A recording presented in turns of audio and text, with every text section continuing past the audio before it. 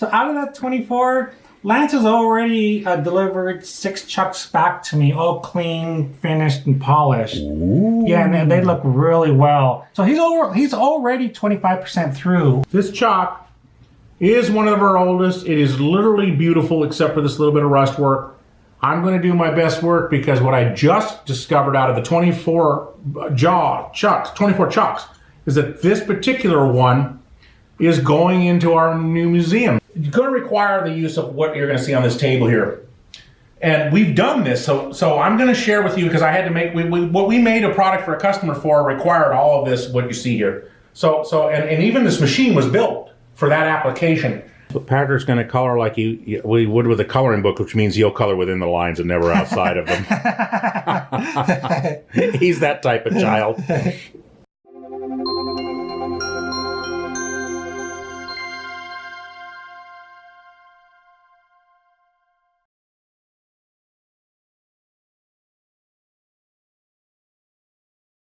Wow. Hello and welcome back to Shop Adventures 32. I'm Lance. And I'm Patrick. All right. Well, let's start off with some very concerning news, shall we? We're both very aware of. Vernon. Oh, sure. Mature Patriot. He's doing fine now, and he actually put up a 2-minute video to explain where he's been, what's happened with him. And a lot of you know because I've read the nice and kind comments that on Vernon's channel. So if you know Vernon or you understand he's a YouTube creator like all of us, many of us, just go over to his channel there. It's the Two Busted Thumbs production. I just love that. But it's actually Mature Patriot. Either way, I'll get you there. Vernon's a great guy. I'll go wish him well if I were you. Yeah, and we'll put a link in the description. He's looking good, though. I haven't talked to him, but pictures he looks good, and so we're happy to see that very much. Additional 2 shout-outs for us on a lighter note. Jim Deadman down there at Saw Log Plastic Hubs. Now, that was really nice of Jim. First of all, Jim's going to make a handle for us, a speed handle, right? For our 3-inch American-made Kurt new old stock vise. Right, and that's really unique. You know, many people don't know that Kurt at one time made a 3-inch machine vise. Yeah, and we were able to acquire one for a little Barker mill, which is going to be a perfect fit. It's a match from heaven. Yeah, so it'd be really nice to have a little speed handle. Yeah, that'd be great. Nice. So that's really nice. He did shout us out in his channel this week, and we really do appreciate it, Jim. In fact, I just got to say it every week, don't I? I just absolutely think this community thing's just totally everything. I don't care about anything. It's just kind of fun, and the viewer mail, the comments are getting better and better, and on and on. Yeah. Okay, so we thank you very much, Jim. Also, Burton's Attic. John, hi. Okay. You got one of those little chucks that we're slightly addicted to around here. A little bit. Yeah. No, we're over that. I'm okay now. Yeah, we're over that. Thank God. Anyway. Okay. So thank you very much for that shout out at the end of your show there, which was very interesting on the chuck rebuilding. And your take on Evaporust was quite pleasing to me.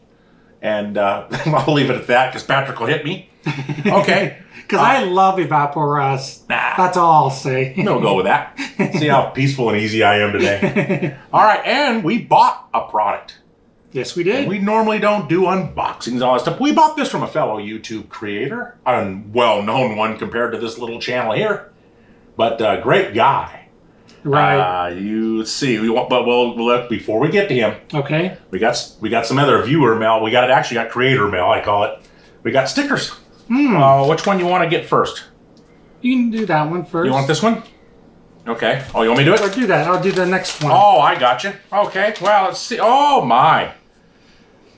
The Airy Cave Shop. Now he just did a video and explained what that AYR means. It has something to do with a castle in Scotland, I believe, or something. I hope I pay a lot of attention. But these are really neat. I love the colors. I'm going to go with that right away. That's like a little poppy. Kind of friendly. The milling machine and the lathe, yeah. Yeah, you put some nice effort there. Thank you. Projects in metal and iron. Well, I like that too. Very good. Okay, well, thank you so much for these stickers. They will go with our fine collection. Still needs a home. I hear a little note. Want to read the note? All this is from our buddy Everett. Everett's Workshop. I know Everett. He's the one that pointed out problem with the Jeep from last week's video. All right. A couple people did, huh? Yeah, a few of the mechanic friends of ours, you know, Hopper One. Tim over there, he got on us about it. These guys said they can't turn off the mechanical side of them. Oh, which is great, guy.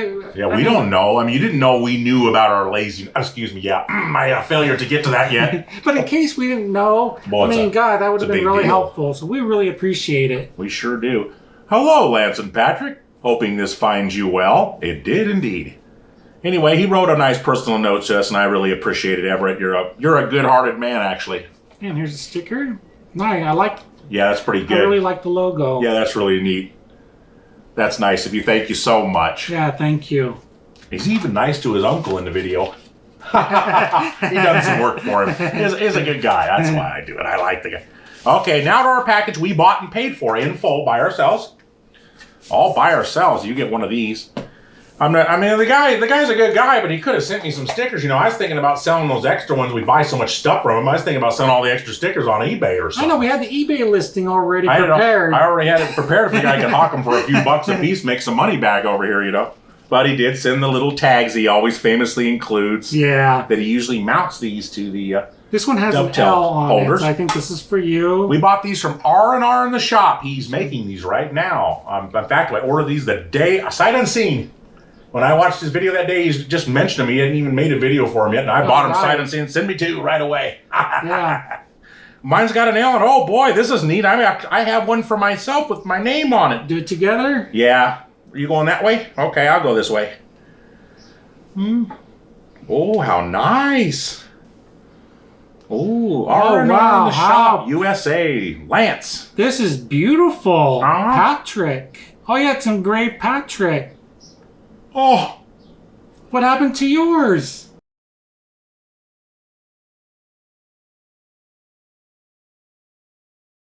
I mean, mine fell off the truck.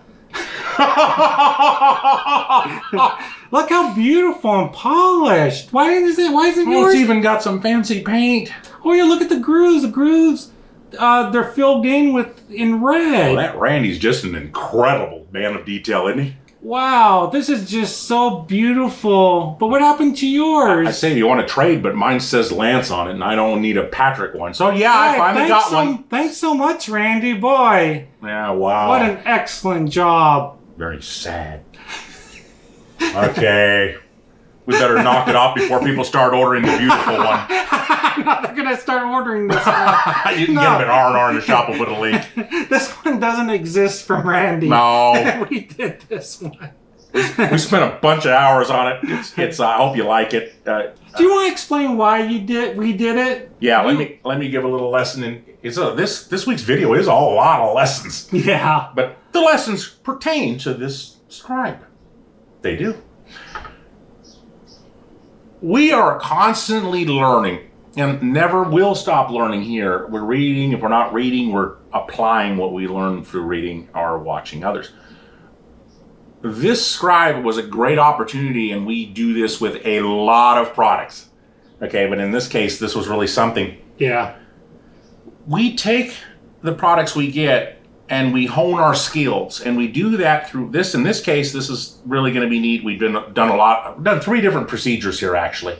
And we break down to you this time, instead of just look at this and then finished over there. We have gotten into the details. We want you to know some of the things we go through, I guess, right? That's right.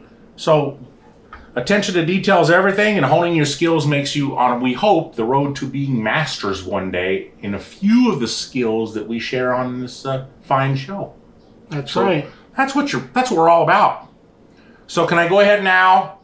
Can I get into the shop adventures? What we're going to do this week? Sure. And just so you know, later in the video, we're both going to get into the details on what Lance did and what I did. Oh yes. To make this happen. Oh yeah. Yeah. It's technically flawless. But the product itself, we're really happy with the product. Randy did a great job. What this is this is made of brass. This is a solid carbide tips. It's resharpenable. That's right. And this is one of our favorite little plastics around here, or what I want to call a poly. Delrin. It's Delrin. Yeah. And it clicks on here really well, and I'm proud to have this, and we will definitely use this one. Yeah, this is going to be my main scribe, because what's nice is usually, these come with a high-speed steel points, but having a carbide point That's just really nice. You know, that's the kind of work Randy does. So if you have a chance, just go to Randy R&R in the Shop's channel and enjoy Randy Richards' stuff. He sells some great stuff, and this is just one more of those items. We have everything he's made. Yeah, this is the third version he's come up with, right? Okay. Yep. Yeah, and we do own all of them. Including the dovetail cutters. But he won't let me use the other ones. Oh, no. Those are locked up secure here. Okay, well, let's get into it. I don't want to ramble on. Yeah, let's get... Okay. I'm going to... Well, who's going to do it? Oh, you do. That's right. It's your fault. You have to assemble the chucks. Oh, that's right, because... Well, you've provided me 7 now. I can't believe it. And I hadn't touched any of the chucks yet, assembling them. So I said, God, I better jump on this, before I have this huge backlog. We're starting to back up pretty good on here. So I said, you know what? I'm going to focus on this. So I assembled all 7. And one of them is actually one that we're donating to our little museum. So you're going to see you're going to see all 7 fully assembled, and they look great. We're really happy with them. That's true. So I'm all caught up. Okay, we've done everything here, so let's just go. We're going to share some buffing and polishing techniques. Actually going to show some things. He's going to show you some paint fillers. That's right. I'm going to show you how we do the paint fill on like grooves. I guess engraving paint fill, right? Is that the correct term and all that baloney? I never get right around here. Exactly. But you can apply, you can do the paint fill on both engravings and grooves and so forth. But you're right. It is more, the common name is engraving paint fill. That's pretty good. Yeah. Well, that's all we have for the shop this week. So want to go ahead and go into our highlights coming up? Sure. But we're going to get even funnier around here if we don't already think we are. It's going to go crazy next week. I hope it's next week. Could be 2 weeks now. So it's just coming up. We don't actually know when we do what we do because we film so near live. Yeah. And upload. Okay, we are going to do, if something comes in and has to get here in time, we are going to do a Mr. Pete 222 special event as part of our weekly show.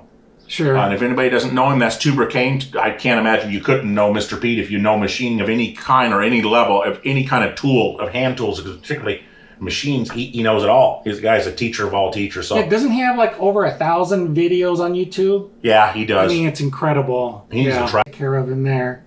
We have something so small that every woodworker on the planet's going to appreciate it as far as vacuums go. That's the funniest thing. Anyway. Well, us, we got to do everything on a miniature scale. Yeah. So it's really cute. You'll see next week. Yeah. So we're really excited to get it all done. That's some stuff coming up. And other than that, we're just still working on our filming right now on our first ever educational pullout series, which it's a little bit of a hassle. We've had to buy some new equipment. Yeah. Again. This is a costly event that we don't mind at all. We're pleased to do it, actually. I'm thankful that we can have the opportunity to do it. Well, we're going to apply it to future videos as well. So it's really going to... but I want to whine now and make everybody feel sad for me. Oh, poor, yo!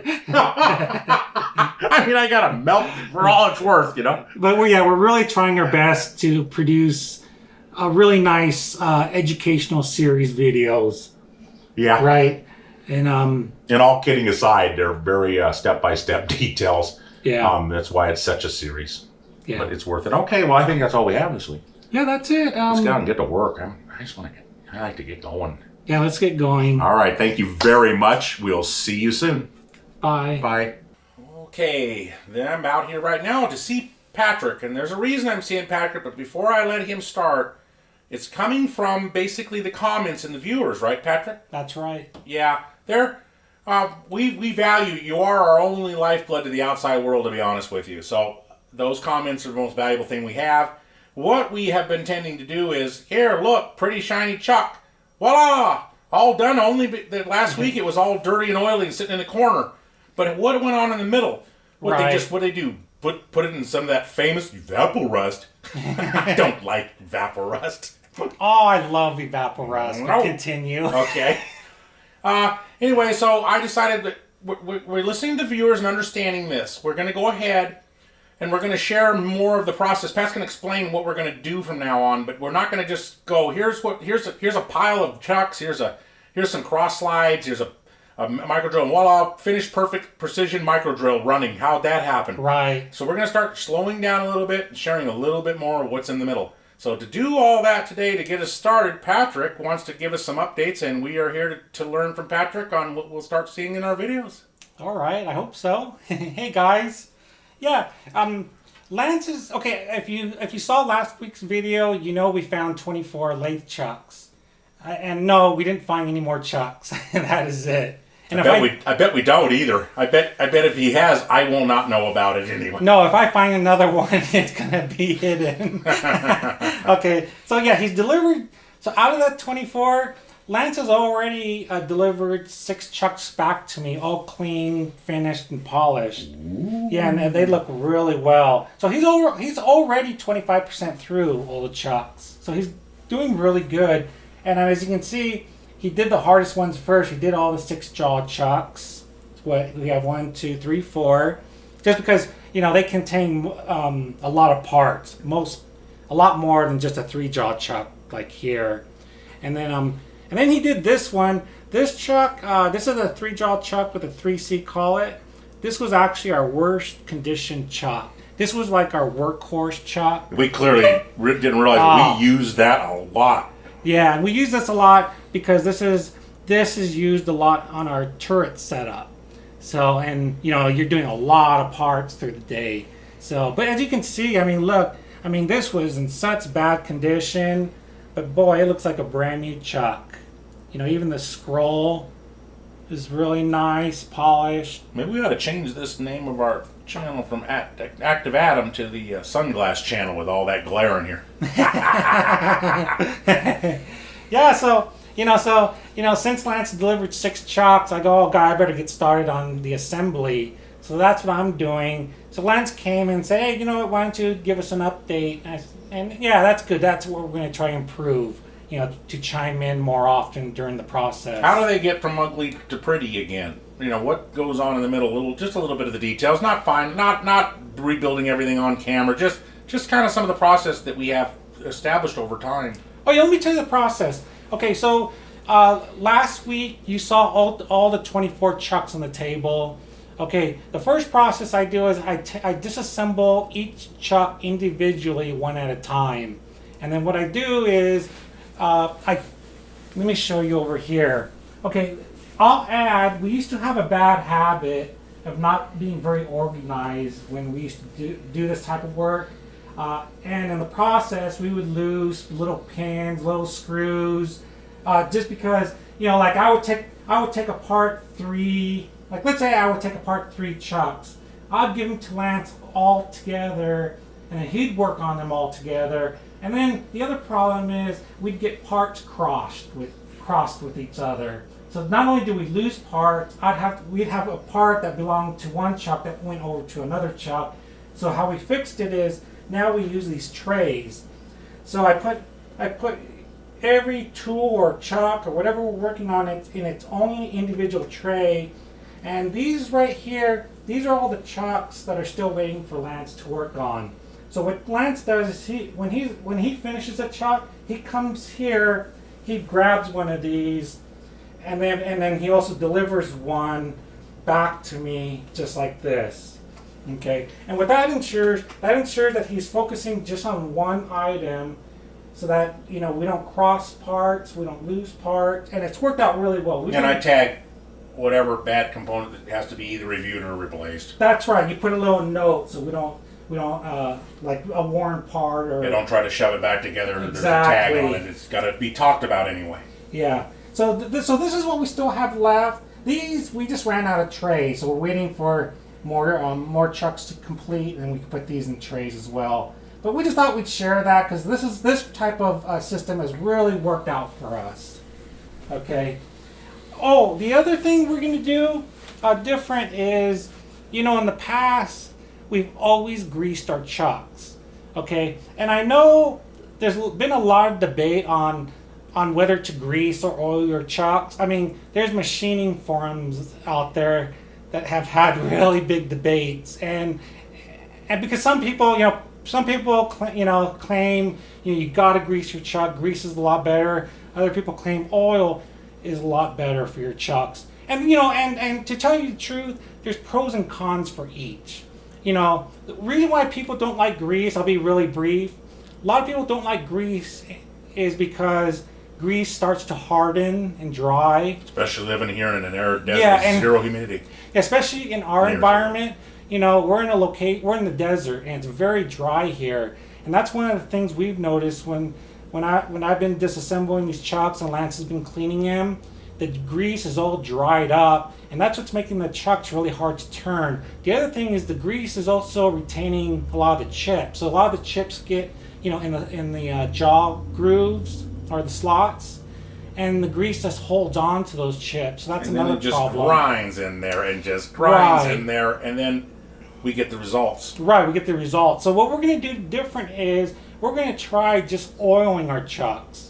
And we kind of like that idea because, you know, we can always add oil to the chucks over time. And hopefully, you know, long term, we're going to look at the long-term approach. We're going to see how it works for us.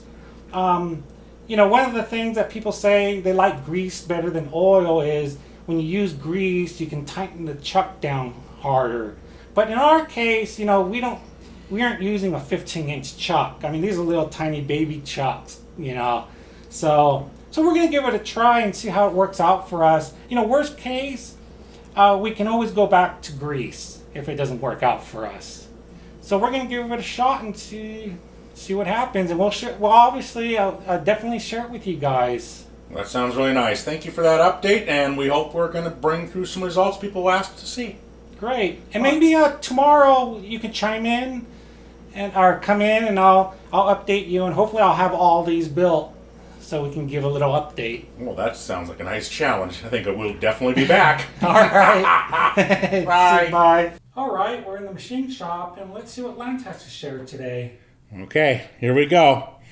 Let's start with my retracting the statement about the evapor rust. Yeah. All right. You know, I'm sorry. I'm just not a big fan of that stuff. Pat's been using it now for, I believe, 11 years. Oh, yeah, ever since it came out. Yeah, Patrick had it like right away when it came out. He was right on that. Yeah, I used to have to mail order it, and then eventually McMaster-Carr started carrying it, and then later on after that, Harbor Freight started carrying it. But yeah, really early days, I had to order it online. Yeah, so it's funny when we see it used on YouTube all the time now. It's like, oh, okay. So we do use it. I'm not a big fan of it. That doesn't mean it's not good stuff. He'll come around. I love the stuff. There's my rust problem. You'll see what I'm starting with. Let's see how I do when I get done. This is what's important here, and I guess I just found out. This is one of our oldest chucks. Is that correct? That is correct. This chuck is one of our oldest. It is literally beautiful except for this little bit of rust work. I'm going to do my best work because what I just discovered out of the 24 chucks is that this particular one is going into our new museum. So it'll be one, and we hope to come up with at least a second, if not possibly even as many as a third one, because we have 4 tools now in the watch museum. We'll now have either 6 or 7, right? Right. We're growing it one little tool at a time. This just happens to be all crammed in right here, but it'll level out where we just get one once a month or every couple of months over years, right. Because we do have things to do around here. That isn't really why I have you out here, though. You know, I know a lot of you that follow us, enjoy us, or whatever you're doing with us, because we sure love having you. No, Randy Richard in the shop. Okay, so Randy, right, Patrick's little buddy, Randy Richard, which, by the way, the scribes from Randy, and I'm taking this one out here. We got 2, one with his name and one with mine. Of course, I took Patrick's out here and spent my night last night getting it to look beautiful. I hope it shows up. And why it's taped is, this is a watchmaker's trick. When you do watch service repairs and watchmaking, this is a high polish finish. We're down to 0.05, right, Pat, on the compound. Oh, that's correct. For brass. I went to my lowest level that I have. Right. And that's after I went through all the sandings. Oh, yeah. See, I started a 400 to a 600. I get down to an 09 in here. And this is micro finish paper. Yeah. It's see, there's a 40. There's a 15, a 40, a 30, and a 9, and I have these by the roll. That's how we do it, right? Right. Okay, and then I buff, then I buff, and then I polish. That's this finish you're getting, this end here. This came to us just, you know, beautiful work from machining from Randy, and it's just a simple scribe he did, but we did buy 2 sight unseen, and they came, and they have a lid on them, but it's not here right now. And under here is a watchmaker's tactic, right, Patrick? High polished, extremely, on these 3 surfaces. It's a hexagon, so right. 3 of them. And underneath this tape, which I'm going to go ahead and take off because I'm done with my polishing. Yeah, let me share with them. The finish we decided to do is real common in watchmaking, and where you'll see this finish is on watch bands, where you have both a satin finish and a polished finish, and that's kind of what we wanted to do, is that kind of approach, where Lance was mentioning, you know, every other step or every other side we went with polished and then satin or brushed finish, I should say. Right, and some of this got a little under the tape and all that. So this brush, which I started with, will be rebrushed in a moment here. I'm going to retouch up the 3 brush surfaces. And then I'm going to hand these off to Patrick to do a really specialized paint work, also from the watch industry. You're right, that should be really fun. Hope you guys like that. Likely most of you have never seen this style of painting before. It'll be done on these little lines and in these little inscriptions of Patrick's name and Randy Richard in the shop. So. And it has other uses in machining as well, and that's all we'll say. We'll give more details when we show you the product. Sometimes I feel sometimes I feel like we're the History Channel, and other times I feel like we're the Discovery Channel. Sometimes I feel like we're the Learning Channel. Anyway, welcome back. Thank you. Well, thanks for sharing that, because, you know, as we showed these off in the intro, now they can see how you did it. Yeah, because he's patting Randy, or, you know, they're better friends. It's clear as a bell. The last scribe we bought from him was a stainless steel, and it came with Patrick's name on it, not mine. Okay. Thanks, Patrick. All right. I'll do it nice. All right. Bye. All right. Here we are in the workshop with Lance, and you know, Lance was with my chucks telling you guys how, you know, we only show things before and after, and we don't give any details in the middle, you know, or in process. But then I realized he showed you the scribe before and after. And I go, you know, this morning we were talking, I said, you know, Lance, you never showed people how you accomplished that finish. When I made that big, bright, bold statement, that was meant for Patrick to do. It wasn't meant to come make Lance do anything. And saying what I said with my big mouth open put me in this predicament out here. But then I thought, okay, he has a point, right? You have a point. Right. No, and that's what it is. You know, you guys... Come see Lance, he's got a scribe. Come see Lance, it's got a polished scribe. How the hell did he get here? Really? Right. I mean, didn't I just do exactly what I said we shouldn't be doing? That's true. Great. So you're going to show us the details, right? Now, let me give you the brass tacks about what really happens here when we go to work. And this is, let me give you a warning in advance. This is, I believe you know we're watchmakers. But this has nothing to do with watchmaking, which you're about to see. This has to do with a job we did a while back, right? Right. A job where we were paid to make some cylinders. And the cylinders were slightly larger, and we did make them on our small machines, but they were slightly larger. So to finish them, they came to the machine shop for finishing, and we did a full sanding, buffing, and polishing process on them all, and then shipped them. So what you're going to see here, this will apply to our product, though. That's right. Most parts in the product we're going to make, which we don't know that we're making yet, still to this day.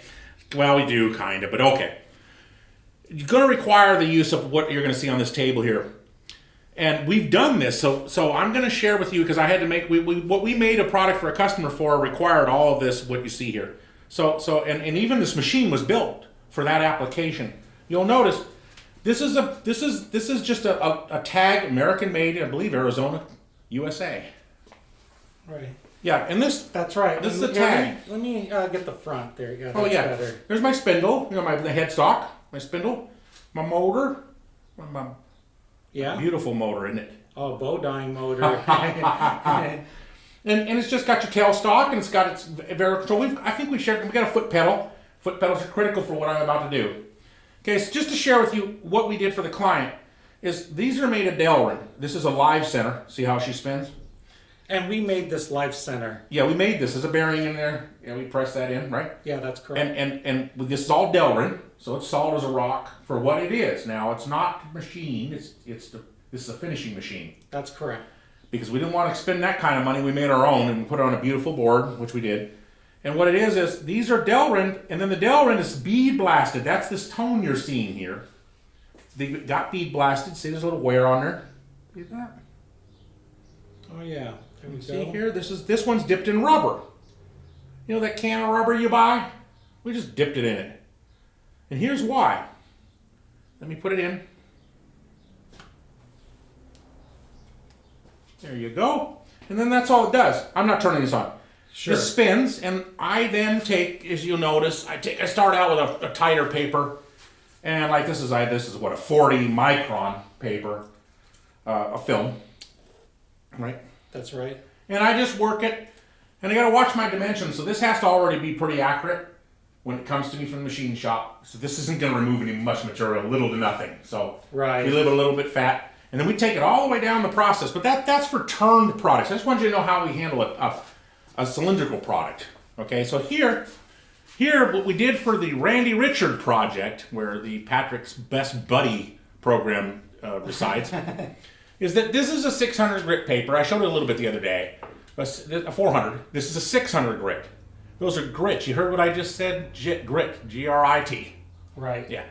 Okay. This is film. This is going to change now. This is a highly concentrated, specialized film on a polymer. They call it microfinish film. Yeah, it's really different. It's not just mix and match. Grit can be within a tolerance level that I can't live with. So that's right. You won't find grit in our workshop too often. You're going to find microfilm finishes, I believe.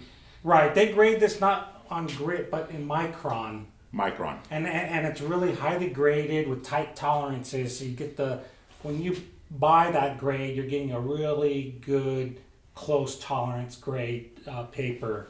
So to get to Randy's product, that comes on these rolls, by the way, which cannot be cross-contaminated, really. So I kind of got them laying on here, but that's not how they are. Usually they're packed in their sealed box, our bags. Okay. Okay. This is that's all right. I'm going to get to you how I did this, okay? And how I got started here, even to get here, there's a brush finish on 3 of these, as we showed before we unmasked it, right? And there's 3 polished finishes. Right. And I'm going to give you this really quick, guys, because I just thought it'd be nice to share today. Oh, it's nice. Is that good? Okay, it's got my fingerprints on it right now because I'm sharing it. It's going to get a final... Right, we've both been handling it. Yes, it's going to get we've been fighting over it. Yeah. So these films, this is a 40 micron, a 30 micron, a 15 micron, and a 9 micron. This thing clogs so fast, you can't see straight. So you need to be really, and this is where I'm heading with you guys, okay? Because I'm going to move you over to where I do buffing and polishing. But before you ever see the buffing and polishing to get to the level we're sharing here today, you have had to better already paid your price. I call it prepping. Yeah. You have to have it perfectly spotless. You have to have already gone through your sanding grits down to your micron finish polymers, right, Pat? Right. And then once you've got what really already looks like it's near a mirror, it's almost there. Then we go into the buffing and then the polishing. In this case, this is for plastic. You notice everything's bagged and boxed here. It's a really big lesson day here today for you with me, just so you know what goes behind this product. This is the buff. This is plastic. This is for aluminum and brass, and this is for titanium. We actually do polish really high level. Of course, in the world we're in, we do a lot of really high levels, grade 5 titanium. So it's like a mirror. You ever seen titanium in a mirror? It's an unbelievable looking finish. I'll share one day. I have one to share. Sure. Right, so that's pretty good. Okay, so let's just concentrate on the one this is. This is the aluminum and brass aisle and bronze you can do, all right here. Okay. Okay, so you'll see that we start with a buff with a wheel. It's got a buffer wheel with a 45 micron finish. Let me set my little buddy down. And, okay, so I have to do a buff. There's a wheel for it, and there's a compound for it. This is a 45 micron compound. Then after the buff, and I do have some of these in 100 to start with on the buff compound, just so you know. Okay. Okay. Then I get into the the polish, and that's where you'll see I'm into 4 micron here, and it just starts to look just fabulous. It's just beautiful. In fact, I did that with this brass. That's what I did. So I got down to this on the 3 surfaces that weren't brush finished, that were polished, and then I wrapped it up with a 1/2 micron and a 1/2 micron compound, and it's just unbelievable the mirror you get, and the consistency of that mirror. There's no wobble to it. She's as smooth as day, but remember, this stuff gets hot. So in between each one of these buffs and polishes, even between the 2 polishes, you have to do, what's the name of this, Patrick? Isopropyl. Isopropyl. I'm probably never going to get that one, but I can say guacamole. Okay. So, am I getting that all right? Yeah. This is the tape we use. This is pretty neat. This is a polyamide. Am I getting it there? I don't pronounce these names. I use this stuff. Polymide. Polymide. Polymide, I believe it is. It's a polymide film mylar tape, right? Is that basically what it is? See it? See how shiny? Yeah. This is what I put on the brush on the brush surfaces when I went to do the polishing, because even though I brushed this after I polished this. I had to mask it and have it somewhat near close so that we didn't damage the polished surfaces when we came to just touch up the brush surfaces at the end. Is that right? That's right. So this is the tape we use for that, to protect the brush surfaces, not the polished surfaces. Notice that. I don't want that tape put back on that polish ever again. I don't want it anywhere near it. So I use the brush. Then I take the tape off and carefully and cautiously, I basically, you want me to show that example? Sure. Okay, let me sit. Okay. Just a couple of notes real quick. Yeah. Okay, this tape, I just want to make some notes. This is a high temperature tape. And it's actually used in other industries too. Did you mention that? Oh, I use it when I do the powder when I have to bake. That's right. For powder coating and for under the bake oven, our bake light. Yeah, because it can withstand the oven heat up to 500 degrees. And for powder coating, we're only heating up depending on the powder coating type, about 375 to 450. I had to bring in a rocket scientist to help me figure this one out. Why is he using heat tape in the buffer then? Because it gets really hot. Anybody ever buffer polish something small? It gets hot, and it gets hot fast, and you can't hold it with anything.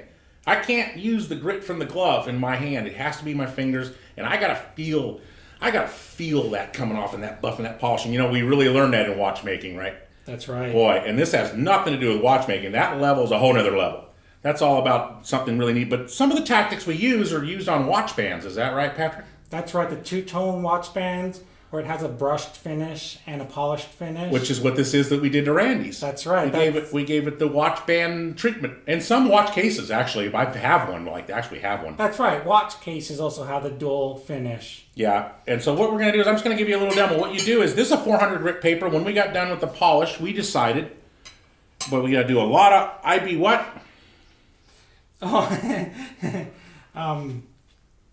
Isopropyl. Isopropyl. You almost got me tongue twisted. I know, because normally I use acetone. I do use acetone.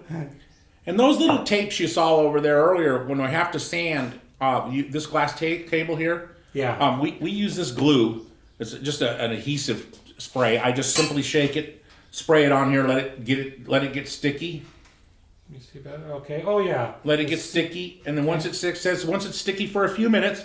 In our case, that's pretty fast in the desert by you. Oh, very fast. So you can then stick any one of those little tapes down, one of those little polymer films that we have from over there. Strips, right? Yeah, the microns, the micron finishes. Yeah, because this we actually buy with adhesive back already, which is nice. Yep. But these, there's no adhesive, so that's why we have to use the spray. Right. Yeah, and that's just really pure fine stuff. So this tape lets us glue lets us put it down, and lets us put it down really flat, and then I'm able to sand on a flat surface and keep our surfaces flat and perfect sanding. So there's no, when you look in a mirror, it should be clean. Shouldn't have that waving or anything done to it. So to get that brush finished on the other ones, what we do is you use one of these bars. In this case, I'm just using a steel bar. You hold it. You can clamp this stuff if that's what you want to do, but you need to be changing the paper all the time and cleaning it. So what you do is you just kind of take it like this. Put her up against her edge. In this case, this is a fat edge. I don't get to play with this big a toy usually. Right. And we just do a motion, and we just pull that motion with slight pressure, and you'll notice it starts to build up pretty quick, and you're starting to see a finish. What we do is we just keep it clean. Keep this clean. And move this around a little bit even. And because the brush, see, there's you're starting to get your brush finish now. See that? Just starting now. This takes quite a while to get down to these layers of this brass here. See how it should look? And that's how we're getting it. Is that getting it? Yeah. Okay. And you just keep that up, and that's what we do. Yeah, and the reason why we use the guide, because you don't realize it's so easy just to get a little off, and all of a sudden you've got multiple paths crossing each other. Yeah, and you know, watchbacks, even watchbacks have brush. If you guys turn over a wristwatch here sometimes, you might see there's a customized watch brush back there on that case back. That's right. And that's done just like this. Even round objects can be done rounds. This is a hexagon. This is a square. Or, you know, right? That's right. And let me just go down. Can I go real quick down this line? Sure. This is funny. So when I get a titanium, I get a grade 5 titanium. Okay, and it has to be pretty close to perfect after it's been through all of the sanding and everything. And I mean, it's a boatload of sanding on this polishing machine. So you'll see it's a 40 micron to start on the buff. Drops to a 2 micron. This is just funny. Why? Finish polish, and then it goes to a 1 micron polish. And then when we're absolutely convinced that she's looking like a mirror and she's beautiful, I want to read this one to you. This is the absolute final best that I'm going to give you out of the machine shop. Not the workshop for watches, but the machine shop. That's right. This is what we call best. This is really expensive. It's really, really good. And it's just when you think you're perfect and you really can't see anything better, this takes it that little extra bit better and gives you the most beautiful, shiny, chrome-looking titanium you've ever seen. I get so excited about it because it's so much work. The hours are insane. The cross-contamination cautions you that we can never cross-contaminate this buffer with that buffer, or you'll never achieve these kind of finishes. Oh, and for titanium, for that final polish, we've tried a lot of different brands. And that's the one we found works best for the final polish. If you have a lot of hours and you're used to whittling wood or anything like that, this is a lot like that. You just spend a lot of time, you do a lot of trial and error. But anyway, I'm done talking. I had to open this up and share. Now you guys know what goes into the scenes here. What's going on behind this little scribe of Randy Richards? It's an amazing story. We've put a lot of effort into this one, and I'm going to hand this off to Pat as he's here now, and he's going to take this off to paint in the workshop, I understand, and he's going to share a method and process you likely have never seen done before in the paint world. Perhaps not. All right, thank you. All right, thank you. Okay, we are over here to see Patrick. We are going to get an update. I know we're going to get a new donation to the museum. Yes. He's going to give us something we can all chuckle about. Yes. And he's going to have a little bit of tip and advice for his fellow watchmaker friends. Yes. But might also be helpful to a lot of other people besides just the watchmaker community. Sure, as always. Hello, Patrick. Hey, guys. It's your turn. I'm back. And I've assembled 7 chocks. So I'm doing pretty good, so Lance better catch up there. Yeah, I've done the math. I'm behind. So just a recap. It went really smooth, by the way. We have our combination bezel chuck here. We have a Bergeon bezel chuck. Let's see, a 3-jaw chuck, another 3-jaw chuck, yeah. And then a bezel chuck. And this is our largest chuck, by the way. And then our little baby. And a couple of notes. The reason why I didn't put the arbor on is because when I was assembling it, I didn't like the screws. I mean, Lance thought they were okay, but, as you saw me in a prior video, they're really easy to make. So I figured, let's go ahead and make a new set. So that's what I'm going to do, and then I'll put the... Oh, I think that chuck closest to you there might be our smallest one. Is that a 50 millimeter? Yeah, this is our little baby. The typical size chuck, or the common size, is about 70. I think the actual size is 72 millimeter. So let's say 70, 75 millimeter. Okay, this one's about 85 to 90 millimeter.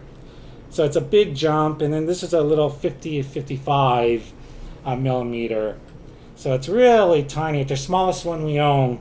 And the reason why this isn't assembled completely is because I decided I want to do some modifications to these jaws. So that's another project. Maybe we'll share it. But that's why that's disassembled. And then, and then we got our faceplate chuck that we're gonna. Look at how shiny and beautiful that is. Yeah, look at this. This was made. Let's see what it's stamped. It's made by the American Watch Tool Company with a patent date of 1875. I mean, that is old. Okay, we don't know. Okay, so that's a patent date on this, but we don't know when this was actually made, but we do know it's very old. And we know it's really never been used. It's yeah. How did you get that if it's never been used? we bought it at a flea market. And that's the thing, that's one of the things we'll probably share in the near future is, prior to the internet and the eBay and all that, we used to do a lot of flea market buys. And boy, did we buy a lot of tools back then. Probably most of our tools back then when they were really inexpensive. And it's not that you can't do it today. It's just tough. Go to an auction. There's in California, you go to an auction, there's 500 to 1,000 people there. Yeah, it's just so competitive. Exactly. We used to show up and there'd be Pat and I and a couple other weird nerd-looking guys. Yeah, and you can get so many good deals. Oh, yeah. Sweet. But this is, guys, it's in wonderful condition. So this is going to our little museum. And as you know, we're still going to pick at least 1 or 2 additional chucks. Did the guy that refurbished that look like he knew what he was doing, do you feel? Or? You mean you? I would zoom in, but I got to stay on the picture here. Sorry. Oh, yeah, but we're really proud of it. Well, the museum's going to be proud to have it here. Okay, you know how I told you how this is the first time we're not going to use grease and we're going to oil instead? Well, one of my concerns was by doing so, I was afraid we would lose that nice grease, smooth feel. And surprisingly, I'm really surprised. It feels just as smooth. So we're really, really happy with the results of the oil. So not the kind of problems that we thought we might have like we did with that all-brick German-made chuck, huh? All right, like the... did a video on Yeah, that. we did a whole video on that where I initially followed the instructions, and after I was all done, it just didn't have that nice quality Albrecht trademark feel, I call it. It's super smooth with resistance. And yeah, I was just so disappointed. And you can see one of our I think it's called the well, just look up Albrecht chuck. We did a couple of videos, but it's our latest video where I redo a chuck, and I also take apart a brand new Albrecht chuck straight out of the box. I disassemble it. We investigate the pieces. The goal was to see how the manufacturer lubricates the chuck. So basically, from that, I applied the same technique, and we got the perfect fill. But you didn't get that here. Yeah, and that's the thing, So the Albrecht chuck is really, really sensitive on the lubrication to get that fill, but not here. I was really impressed. All the chucks feel really nice, and that's the other thing I wanted to talk about for our watchmaker friends out there. Oh boy. Okay, when I first purchased my first chuck, we're talking years ago. It was a used chuck, and it was in desperate need of cleaning, so I disassembled it, cleaned it, reassembled it, and to my surprise, when I tried to turn the chuck, it was stuck, like frozen. It wouldn't turn. So there's 3 screws, in the back before you put this arbor on. There's 3 screws that hold these 2 plates together. And when I had those 3 screws tightened, these 2 plates right here wouldn't turn. So what I had to do was, almost like how you adjust gib screws on like a cross slide, you try to get that happy medium where you don't want it too tight, or your cross slide will either be very difficult to move or, get stuck. But you don't want them too loose, because then there'll be a lot of play in your slide. Well, the same thing applies with a lot of these chucks.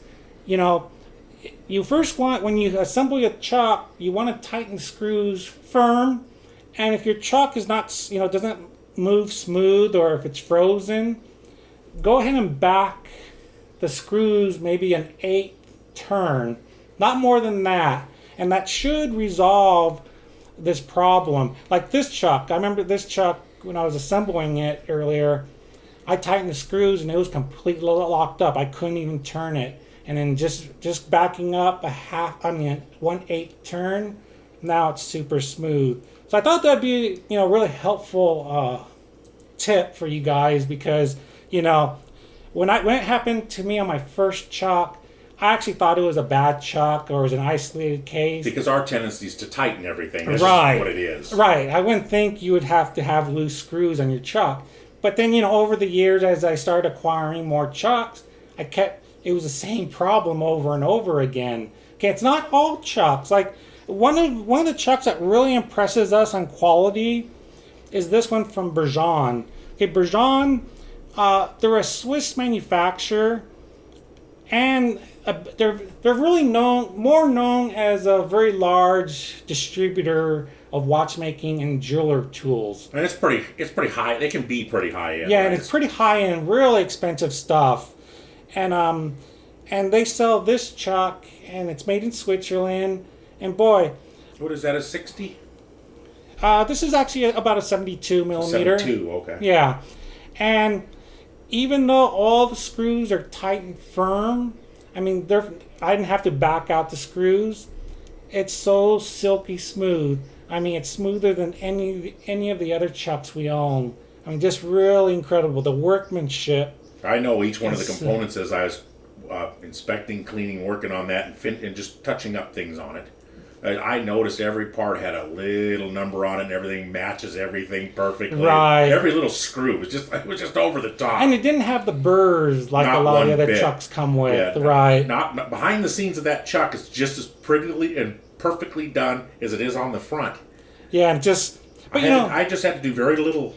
But you know, like anything, it's really expensive. It's about twice as expensive. You know, where these brand new are probably about, I don't know what these days they go for new, maybe $800 to $1,000 a chuck. This is probably double that, about $1,800 up. So, but yeah, you could definitely notice the quality. So maybe we need something besides just the museum parts. Maybe we need the new one called the retirement account. Maybe we'll put the Bergeon in the retirement account and the other one in the watch museum account. I kind of like that thinking. He's not going to part with it. I might as well forget it. Yeah, so I'm happy. So the assembly went really smooth on all 7 chucks. So I'm caught up. Now it's Lance's turn to make me more chucks. It's really nice. The pressure's on me. All right. Well, thank you, Patrick. Sure. Thanks, guys. Bye. Okay. You know, I've got that all polished, and you've seen this already, so we thought we'd better come in. Patrick's going to give you a demonstration on how it is we color in those grooves here at Active Atom. Is that right, Patrick? That's right, because as you saw on this nice finished SCRIBE from Randy, you know, Lance did all the fine polishing, and when he was done, he gave it to me, and I filled in the grooves with red, as you can see. So what I'm going to do today is I'm going to show you how we fill in engravings, grooves, or whatnot with different colors. And there's actually, if you do some research, you'll find there's a lot of different methods. You know, there's people that use spray paint, they'll brush on enamel paint. Well, there's this other product that we like to use because it's really easy to use, and we like that easy to use. And it's this product. And it gives really great results. Else we wouldn't use it ourselves. And it's called Lacquer Stick. I'll put the name on the screen. And they refer to it as Finland paint. Oh, man, I see an American flag on it. She's made in America. That's right, made in USA. Well. Yeah, and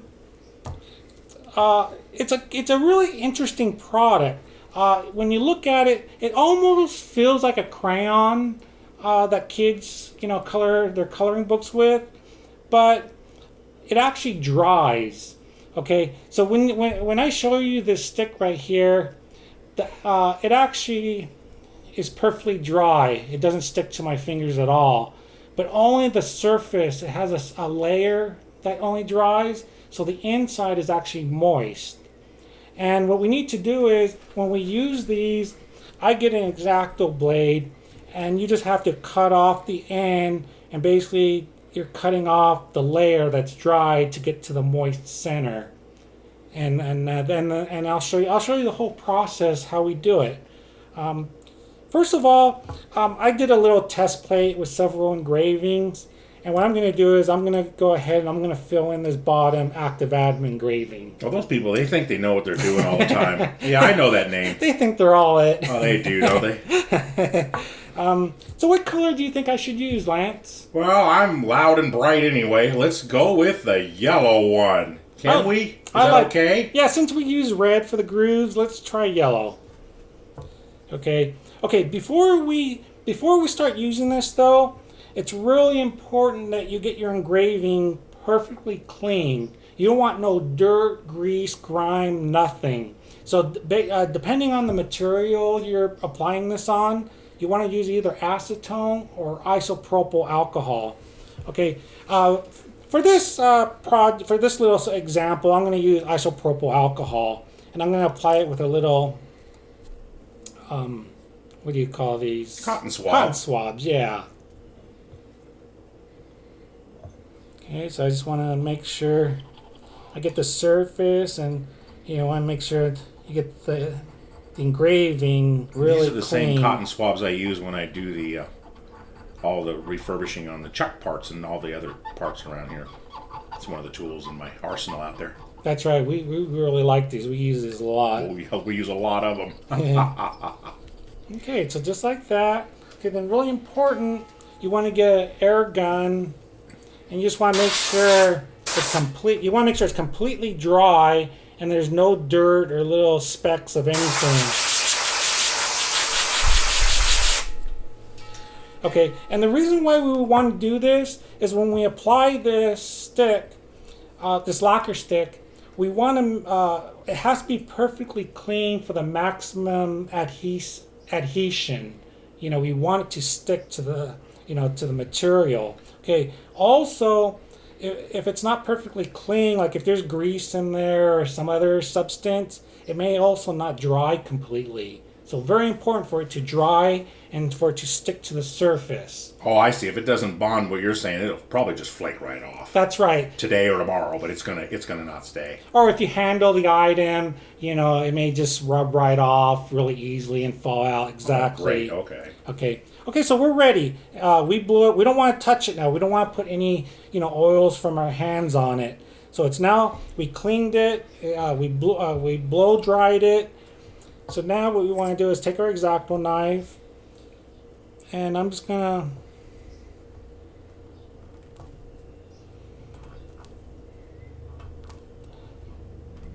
see. I'm just doing the surface. Only the surface is hard and dried. I'll show you in a second how moist it is.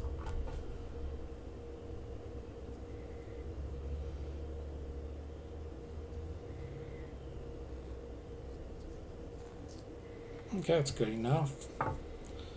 Okay, I believe I can, see how it's moist now?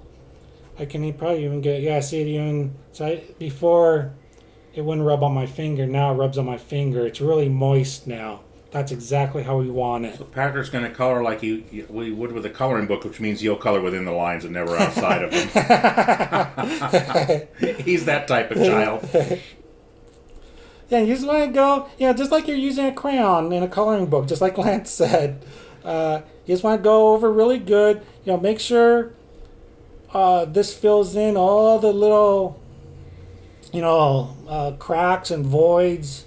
Probably a good idea too if you have a magnifier or a loop, just to make sure it's in every little void.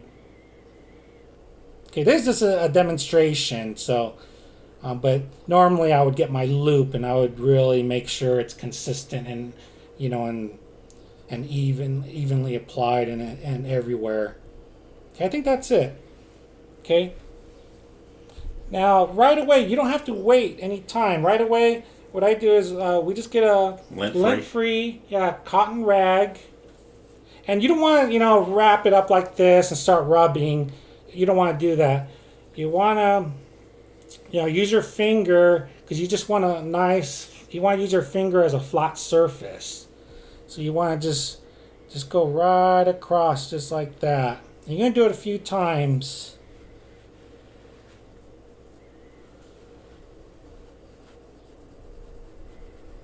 It's like magic.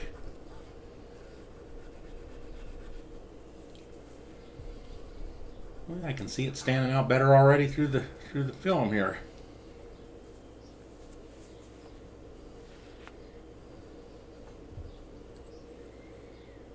Yeah, see? Okay, that's probably as far as I usually go. I don't want to get too aggressive because remember, this is still moist. So what you want to do is you want to now let this sit for at least 24 hours for it to dry. Oh, we don't have to bake it or anything then? No, you don't want to bake it or heat it with a hair dryer or anything. It's just going to air dry for 24 hours. And this is really important, okay? And then once it dries, then you can be a little bit more aggressive, and then, you could really clean it up and make it all pretty, But there you go.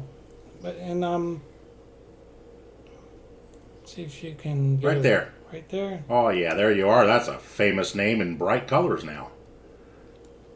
Yeah, and it works really well. Oh, before I forget, for our machinist friends, where this is really valuable is the machine dials on your milling machine, your lathe, and all your different machines that have dials with the engraved, scales. This is a perfect product for that.